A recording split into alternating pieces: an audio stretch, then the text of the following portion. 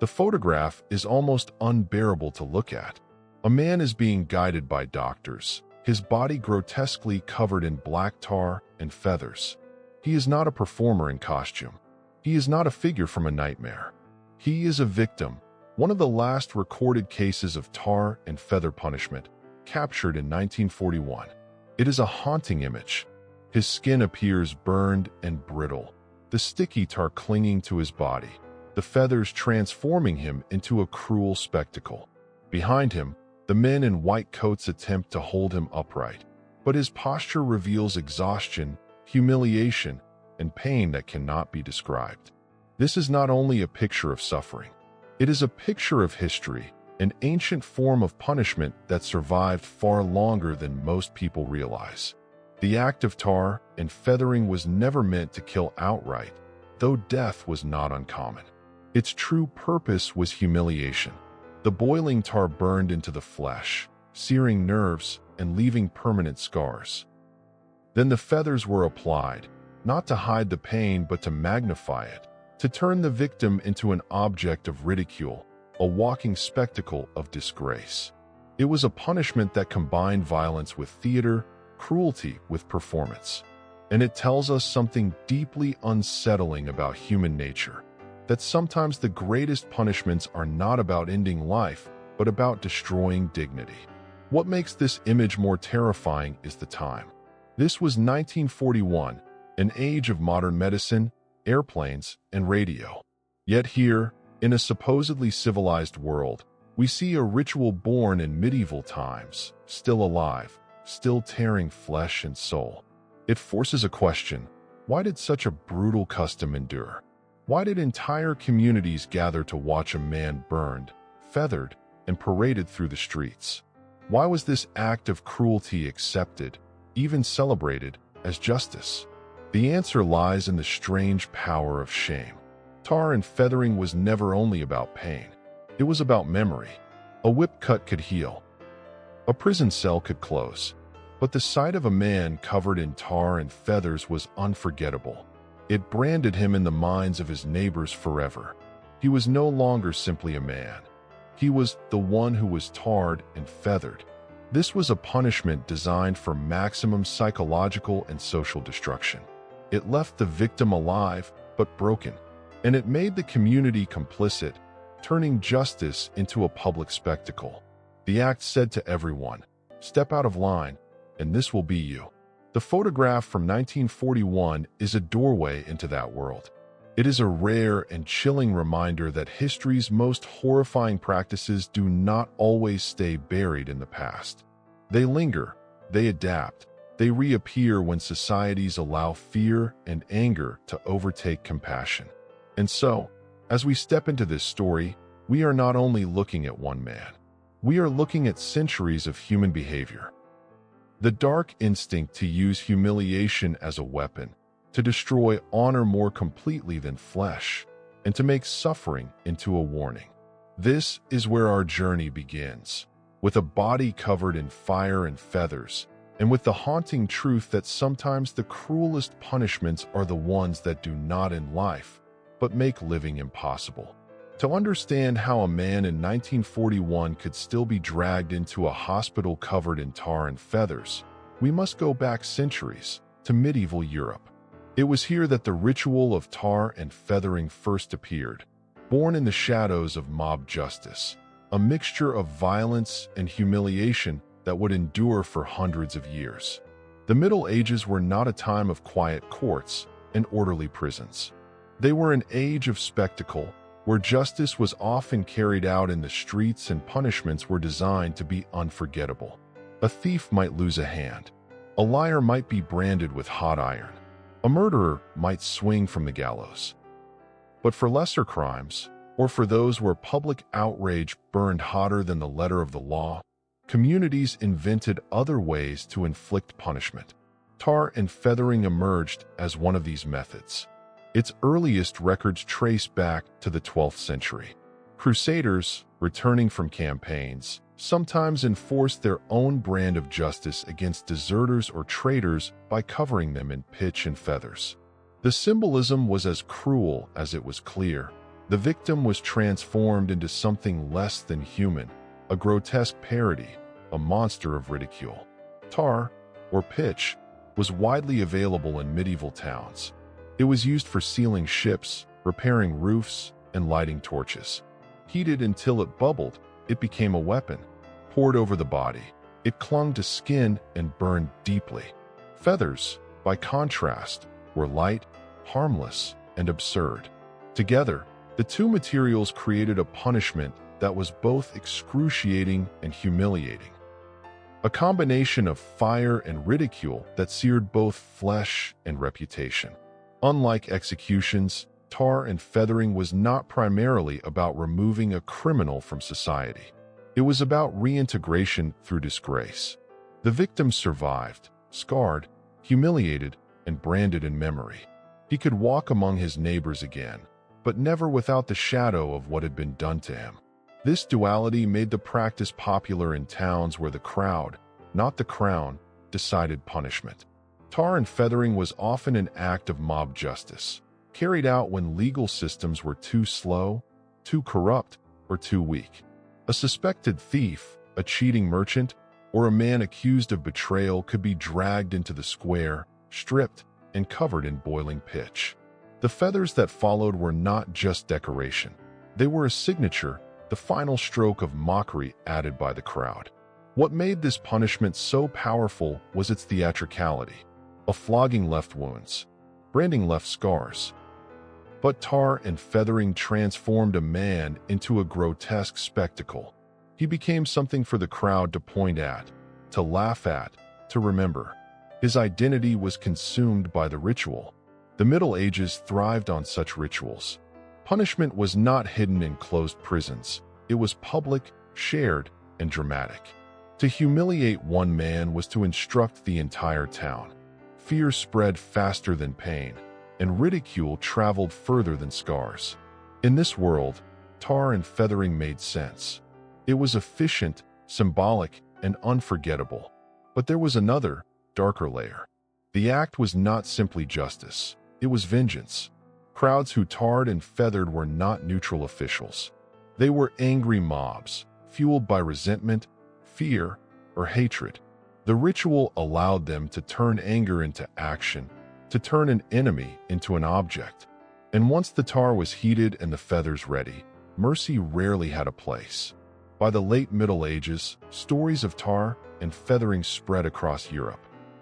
Sometimes it was used against criminals, sometimes against outsiders, sometimes against the powerless. Always it carried the same message: you do not belong, and we will make an example of you. This medieval inheritance would not die in Europe. Instead, it would travel, crossing the seas to the New World, where it would take on a new and even more infamous life. When European settlers crossed the Atlantic in the 17th century, they carried with them not only their language, religion, and traditions, but also their ideas of justice. Among the many punishments that found new life in the colonies was tar and feathering, a ritual of humiliation perfectly suited to the raw, unsettled world of the New World. In the colonies, formal courts existed, but justice was often slow and limited. Communities lived far apart, law enforcement was weak, and resentment brewed quickly. In this environment, mob justice thrived. Colonists took punishment into their own hands, and tar and feathering became one of their most terrifying tools. It is important to understand that in early America, tar was everywhere. It was essential for sealing ships, protecting wooden buildings, and maintaining tools. Unlike in Europe, where it might be more expensive, in the colonies it was plentiful, sticky, and ready at hand. Feathers, too, were common, gathered from farms and fowl. The ingredients for humiliation sat in barrels and coops, waiting for anger to transform them into weapons. The first recorded cases of tar and feathering in North America appear in the early 1700s. Sailors, accused of mutiny or theft, were sometimes punished by their crews. Local mobs targeted men suspected of cheating, smuggling, or betraying the community. The punishment was not limited to criminals. It became a weapon against anyone labeled an outsider or enemy. What made the New World different was the way the punishment became tied to identity and rebellion. In Europe, tar and feathering had been a chaotic act of vengeance. In America, it became a ritual of community power. To tar and feather someone was not just to humiliate them. It was to say, "You do not belong among us." As colonial tensions with Britain grew, the ritual found new purpose. Tax collectors, customs officials, and men suspected of loyalty to the crown became frequent targets. To tar and feather a royal official was to reject imperial authority and declare independence through violence. The punishment became both justice and politics, a statement as much as a sentence. The sight of a man paraded through the streets, dripping with tar and covered in feathers, struck fear into others who might consider supporting British law. It also fueled a sense of unity among the mob, who saw themselves not as criminals but as defenders of liberty. They believed humiliation was a necessary weapon in the fight for freedom. By the mid-1700s, tar and feathering was no longer a rare act of rage. It was a known threat, a punishment whispered in taverns and feared by officials. Loyalists spoke of it with dread, and newspapers reported cases with lurid detail. For the colonists, it was both warning and entertainment, a ritual that blurred the line between justice and spectacle. What began in medieval towns of Europe had transformed in the New World. Here, the punishment carried the weight of politics, rebellion, and identity. It was no longer simply a way to disgrace an individual. It was a tool to define who belonged and who did not. This transformation would reach its peak during the American Revolution, when tar and feathering became infamous not only as an act of mob anger, but as a symbol of resistance itself. By the mid-18th century, the American colonies were simmering with resentment. Taxes imposed from across the ocean on tea, paper, stamps, and countless goods were seen as unjust, as tyranny disguised in law. Courts were distant, soldiers were foreign, and the people felt powerless. Yet they had one weapon at hand, an ancient ritual of humiliation that would soon become infamous: tar and feathering. In the years leading to the Revolution, this punishment exploded into political life. It was no longer reserved for petty thieves or mutinous sailors. It became the signature threat of the rebellious mob, directed at the men who dared to enforce Britain's taxes. The sight of a tarred and feathered official staggering through a colonial town was as powerful as any pamphlet or speech. It was propaganda written on flesh. One of the earliest and most famous cases occurred in Boston in 1766, when a customs official named John Malcolm was targeted. He had confronted colonists, insulted their cause, and threatened their defiance.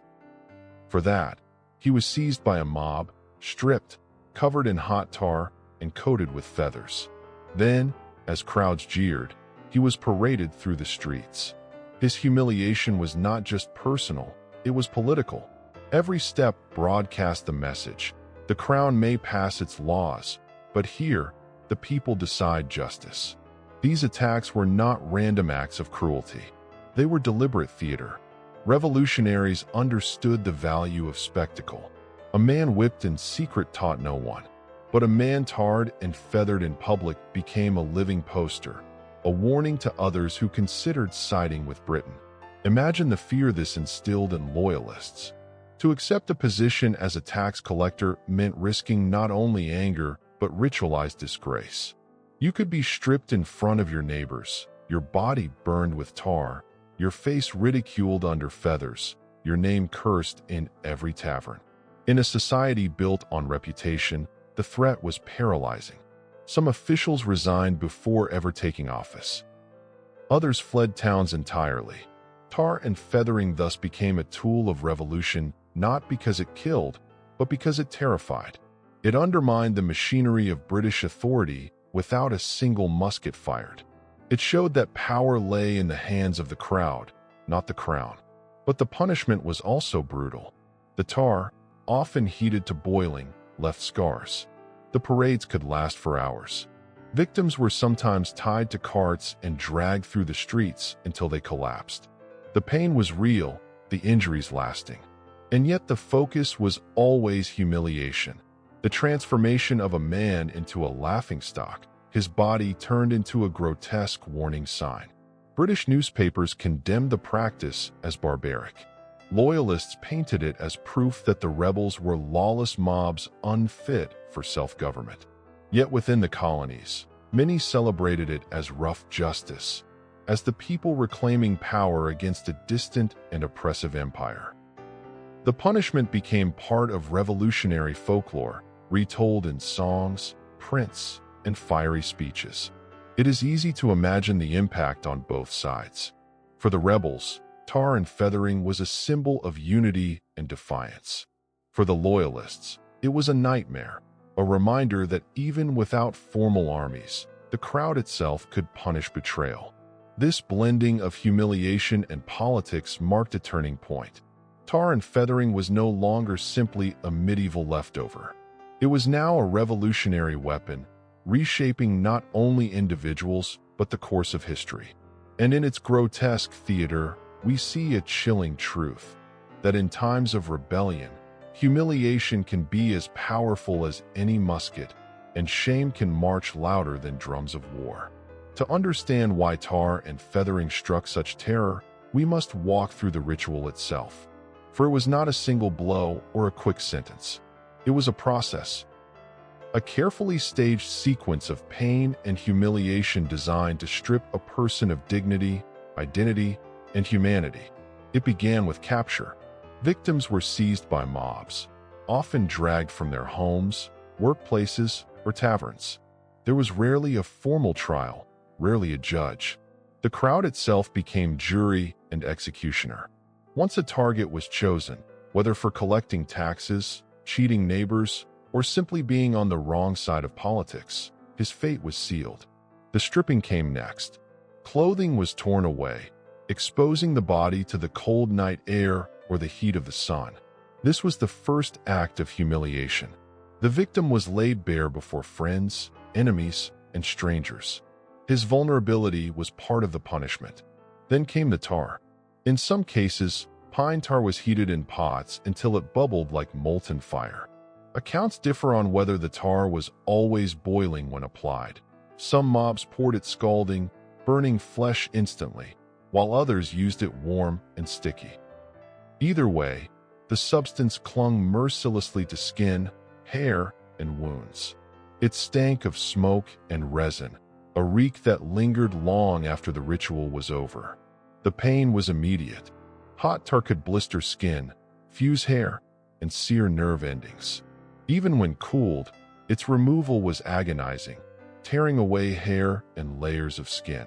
Victims described it as a pain that lingered for days, sometimes weeks, long after the feathers were gone. The feathers followed. They were not chosen for cruelty, but for mockery. Light, absurd, and ridiculous, they turned the victim into a grotesque parody of himself. A once respected man, an official, a merchant, a neighbor, was now a ridiculous spectacle, a creature half man, half bird, waddling under the laughter of the mob. And then came the parade. The victim, sticky and burning, was forced through the streets. Sometimes he was mounted on a rail or cart, jostled and bruised as the crowd shouted insults. Other times he was made to walk barefoot, stumbling under the weight of humiliation. Neighbors watched from windows. Children pointed. Strangers jeered. This was the heart of the punishment. Not the tar, not the feathers, but the eyes. The gaze of the community turned the suffering into theater. The victim's disgrace became public property, a lesson etched into memory. The parade could last minutes or hours. Some victims were dragged across entire towns, displayed at every corner. For the crowd, it was a celebration as much as a sentence. For the victim, every step was agony. The tar burned, the feathers itched, the humiliation suffocated. When the ritual ended, there was no formal release. The victim was left half naked, sticky, wounded, and broken. Some collapsed. Others staggered home. Many carried scars, both physical and psychological, for the rest of their lives. And yet, death was not always avoided. Some victims suffocated under the tar. Others succumbed to infections, burns, or beatings that accompanied the punishment. Tar and feathering was not officially an execution, but it could be as lethal as any gallows. This is why the ritual was so effective. It combined all the elements of terror, pain, humiliation, spectacle, and uncertainty. No one knew if the punishment would end in survival or death. No one forgot what it looked like.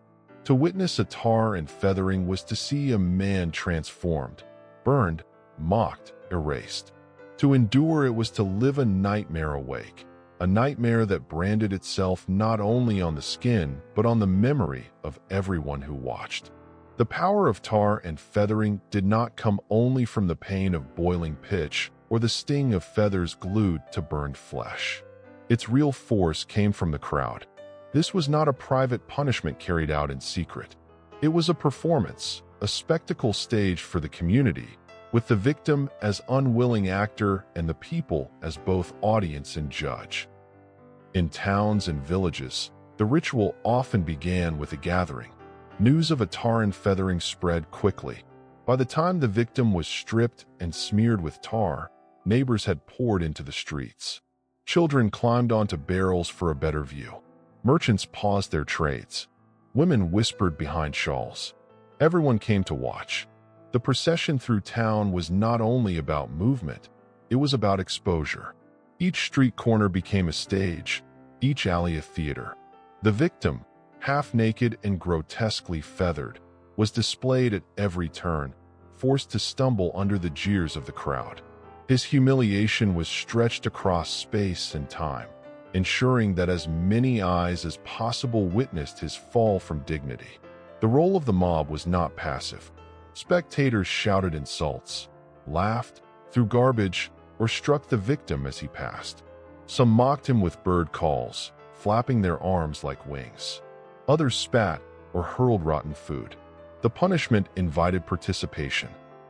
To watch was to join, to jeer was to reinforce, to laugh was to declare loyalty to the community and its values. In this way, tar and feathering became more than retribution. It became ritual. The community reaffirmed its identity by destroying one of its members. The victim was cast out symbolically, transformed into something less than human, paraded as proof of what happened to those who betrayed the group. For officials and elites, this was both terrifying and effective. To see a tax collector or a customs agent covered in tar and feathers was to see imperial authority itself mocked and disgraced. For ordinary people, it was empowering. They were not passive subjects of distant rulers. They were active agents of justice, shaping their world with their own hands. But beneath the noise and laughter lay something darker. The theater of humiliation did not end with the ritual. The memory lingered. The victim's disgrace became a story retold in taverns, in gossip, in warnings to children. The humiliation multiplied long after the tar had cooled and the feathers fallen away. Psychologically, this was devastating. A man could survive the burns. He could heal from the blisters. But he could not escape the memory of hundreds of eyes staring, laughing, condemning. Nor could he erase the whispers that followed him afterward. He became the one who was tarred and feathered, his name replaced by his punishment. For the community, this was the point. The spectacle etched itself into collective memory. The lesson was clear: step out of line, and you will not only suffer pain, you will suffer shame that never ends. This blending of punishment and theater reveals an unsettling truth about human societies. Humiliation can be as entertaining as it is terrifying. People came not only to enforce justice, but to enjoy the show. The suffering of one became the entertainment of many. And that is what made tar and feathering so effective. It was not simply cruelty. It was a performance designed to brand memory, to frighten rebels, to unify the crowd against a common enemy. The victim's suffering was never his alone. It was shared, amplified, and immortalized by the eyes that watched. The theater of humiliation turned justice into spectacle. And once the curtain fell, the scars on skin, on memory, on community remained. Pain fades, burns heal, scabs close. But humiliation? Humiliation lingers long after the body recovers.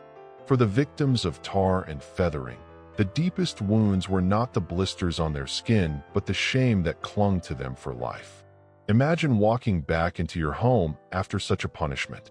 Your clothes destroyed, your body sticky and raw, your dignity shattered. Your family sees you not only as a victim, but as a symbol of disgrace. Your neighbors whisper, children laugh, merchants turn away. No matter what your crime, or even if there was no crime at all, you are branded in memory as the man who was tarred and feathered. In societies where reputation meant survival, this was catastrophic. A tradesman might lose customers.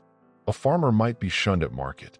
A father might see his children ridiculed at school. Marriage prospects evaporated, friendships dissolved, opportunities disappeared. Tar and feathering did not just punish the body, it exiled the soul from its community. This was deliberate. The punishment was designed to outlast the moment. The burns would heal, but the memory remained. A scar could be hidden beneath clothing, but humiliation could not be concealed. Every time the victim entered a public space, he carried the invisible weight of disgrace. Psychologists today would call it trauma.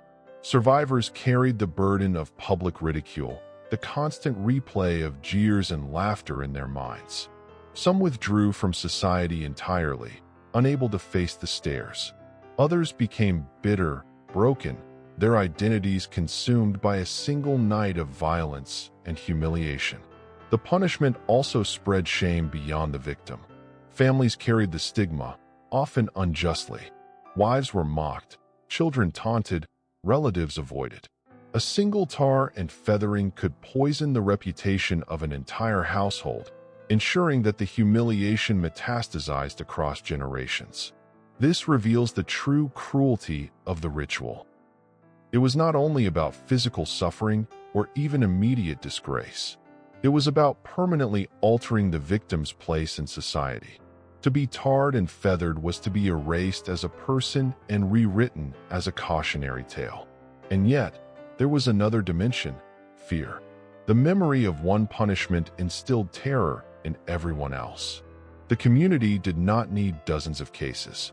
A single victim, displayed in agony, was enough to remind everyone of the consequences of disobedience. The lesson was etched into collective consciousness: better to conform than to risk humiliation. What makes this especially chilling is how effectively it worked. People often fear pain, but they fear shame more. Pain is endured alone. Shame is endured in front of others. Pain ends. Shame echoes forever.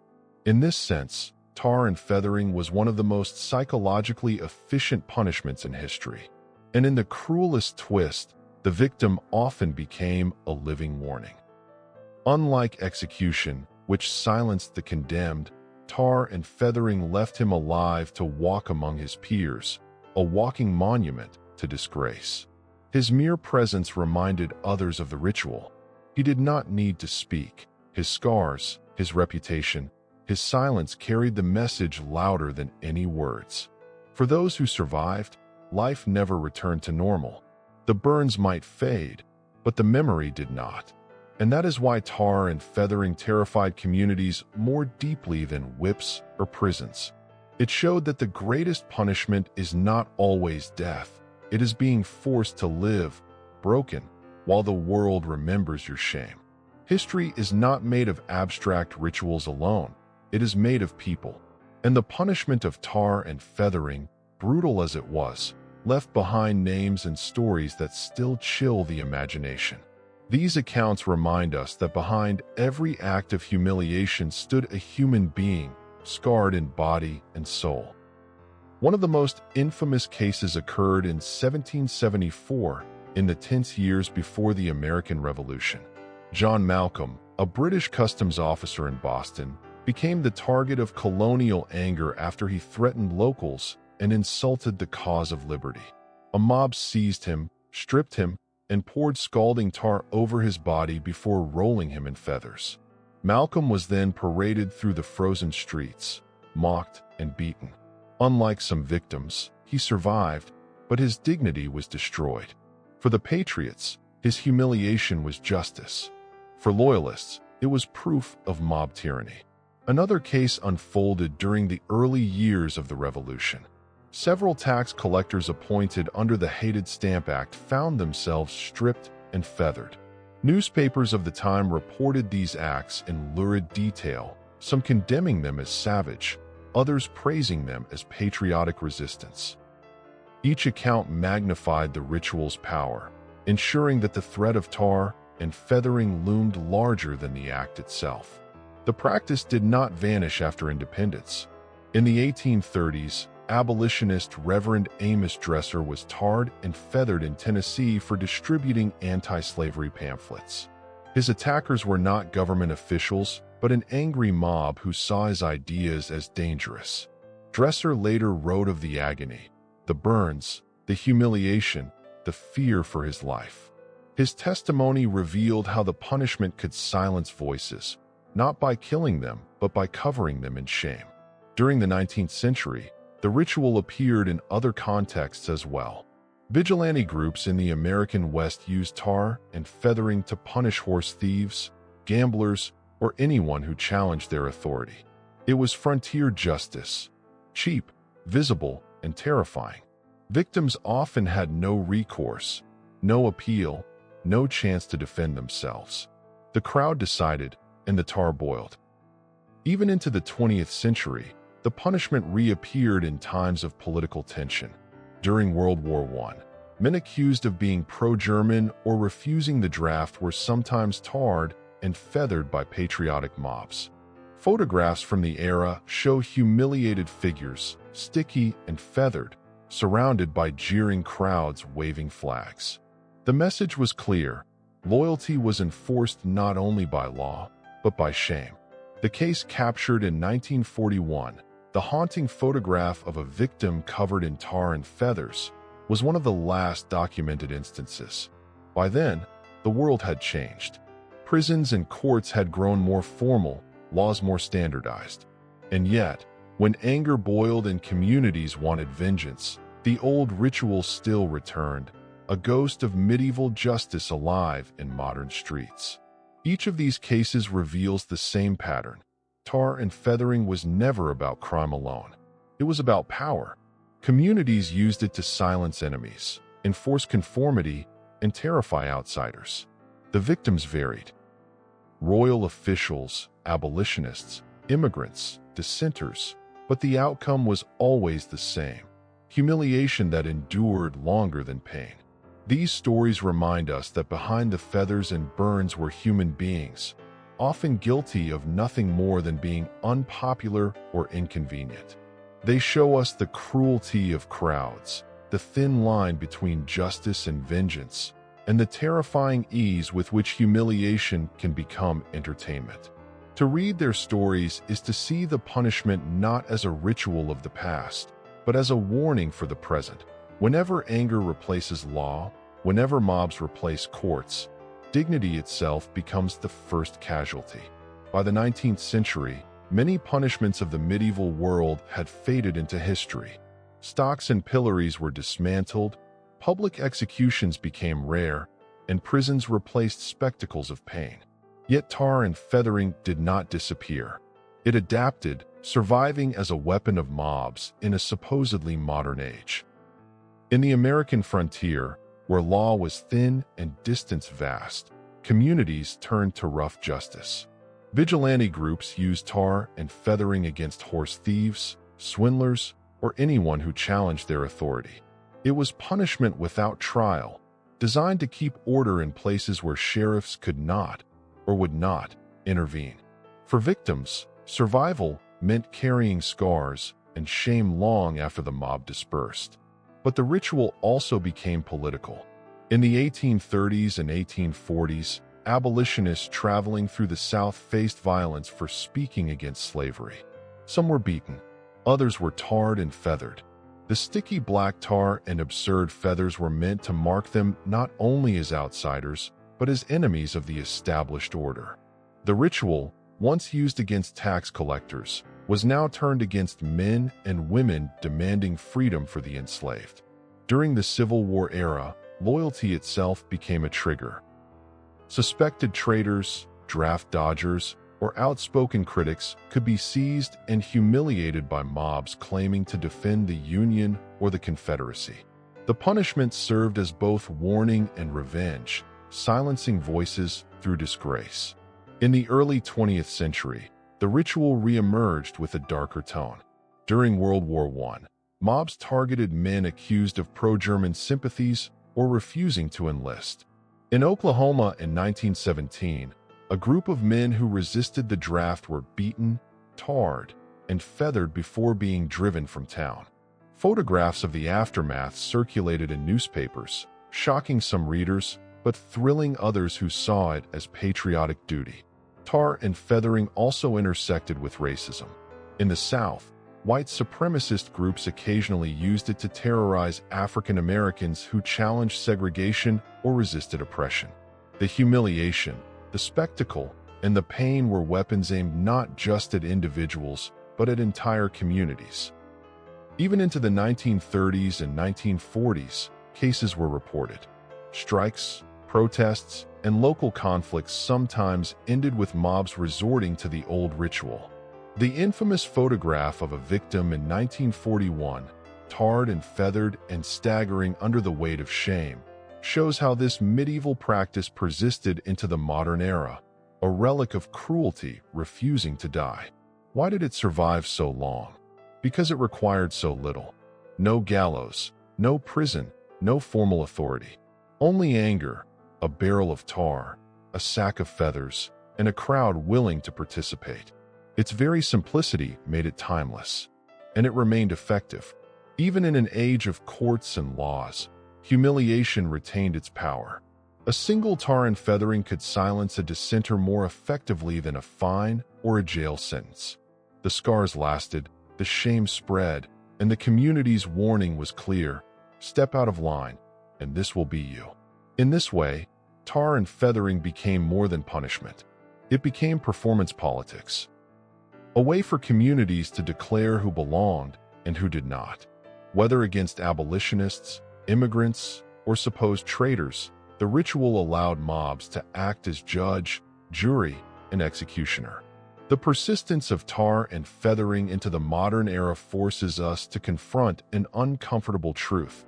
Progress in technology does not always mean progress in humanity.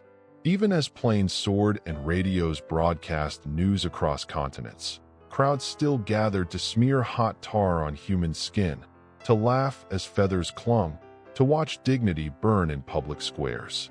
It was a reminder that beneath the veneer of civilization, the appetite for humiliation remained as strong as ever. The ritual of tar and feathering might seem barbaric, even unique, but in truth it was part of a much larger pattern. Across civilizations, across centuries, human societies have turned again and again to humiliation as one of their most effective tools of punishment. Why? Because shame strikes deeper than pain. In medieval Europe, pillories and stocks held criminals in the town square, their faces exposed to the laughter and scorn of neighbors. In France, the carcan, a heavy iron collar, bound offenders to posts while passers-by mocked them. In England, debtors carried placards declaring their failures, forced to walk through streets branded by words as much as chains. In Asia, humiliation took other forms. In China, the Kang, a massive wooden collar, crushed the shoulders of the condemned while signs above their heads announced their crimes. In Japan, criminals sometimes wore placards or shaved heads as signs of disgrace. In every case, the principle was the same. Humiliation turned one body into a warning for many. The genius of shame as punishment was its efficiency. To whip a man was to punish only his skin. To imprison him was to remove him from sight. But to humiliate him in public was to etch a lesson into the minds of hundreds. The crowd became accomplice, witness, and enforcer all at once. Tar and feathering perfected this formula. The ritual combined pain and ridicule, fire and absurdity, spectacle and memory. It did not need executioners in robes or judges in courts. It needed only a crowd, tar, feathers, and fury. It was democracy of the darkest kind, the people enforcing their will through humiliation. And this weapon was not only about the victim. It was about the community itself. By ridiculing one, the group reinforced its identity. By humiliating an outsider, the crowd strengthened its own sense of belonging. In laughing at another's disgrace, people affirmed their own safety within the circle. But this very dynamic reveals the danger. Humiliation feeds not only on justice, but on cruelty. Once a community learns the thrill of ridicule, it can turn easily from punishing crimes to silencing dissent, from enforcing laws to enforcing conformity. The line between justice and vengeance blurs, and shame becomes a tool not of order, but of oppression. This is why tar and feathering, like so many other public punishments, endured for centuries. It worked. It silenced opposition. It terrified the hesitant. It entertained the masses. It reminded everyone that belonging was fragile and that the crowd's anger could strip dignity away in an instant. And yet, as societies modernized, many of these punishments were abolished. Courts replaced mobs. Prisons replaced public squares. But the instinct did not vanish. Humiliation simply found new forms.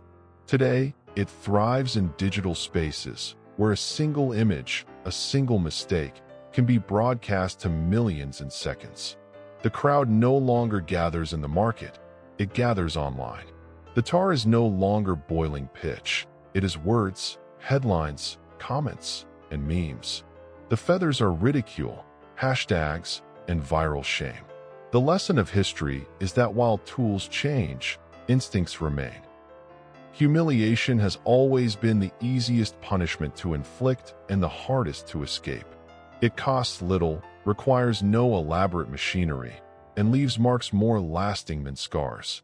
From the stocks of Europe to the kangs of China, from the tarred and feathered men of America to the online shaming of today, the weapon of humiliation has outlived empires. It is the most universal punishment of all, a punishment we have never truly left behind. The story of tar and feathering is not simply a tale of an old punishment. It is a mirror.